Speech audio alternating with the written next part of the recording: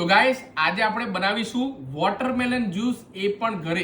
આ દ્રવ્યા એક રીલ ખબર નહીં ક્યાંક જોઈ લીધી હતી મને કે પપ્પા મારે વોટરમેલનનો જ્યુસ પીવું છે. ગરમી અત્યારે બહુ પડે છે ને મેં કીધું કે યુનિક રીતે આપણે વોટરમેલનનો જ્યુસ બનાવીએ. આ છે જ્યુસને નીકાળવા માટેનો નળ છે જેને આપણે અહીંયા ફિક્સ કરીશું.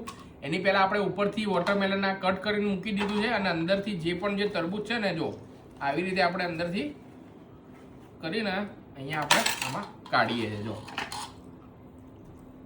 તો ગાઈસ હવે બધું આમાંથી તરબૂચ આપણે આમાં કાઢી નાખ્યું છે અને હવે મેઇન કામ છે નળ લગાવવાનું. આ જો નિધિએ નળનું માપ અહીંયા લઈ લીધું છે અને આ રીતે કંઈક નળ લગાવવા માટે હોલ પાડે છે.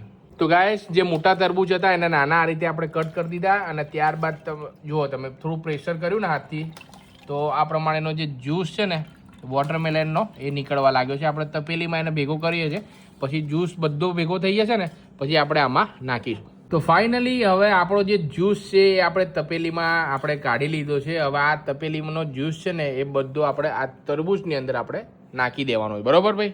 બરોબર. ફાઇનલી ગાઈસ આપણો જે વોટરમેલન જ્યુસ છે રેડી થઈ ગયો છે. હવે જો નળથી હવે સીધો ગ્લાસમાં વોટરમેલનનો જ્યુસ ભાઈ આપણે કલેક્ટ કરી લીધો છે. જુઓ ભાઈ, હા હા સરસ જ્યુસ છે. તો ફાઇનલી આપણું જ્યુસ રેડી થઈ ગયો છે. અમે તો પીધો, તમે પણ ચોક્કસ ઘરેથી બનાવીને પીજો. હેલ્ધી અને સરસ છે. અમે આમાં કંઈ સુગર કે બીજું ઠંડુ પીણું કે કંઈ એડ નથી કર્યું, એકદમ નેચરલ છે. અને આ રીતે યુનિક રીતે બનાવશો ને તો બાળકોને પણ ખૂબ જ સરસ મજા આવી જશે. સીધું નળમાંથી લઈને જ્યુસ પીવાનું. દ્રવ્યાને મજા આવી ગઈ ને દ્રવ્યા?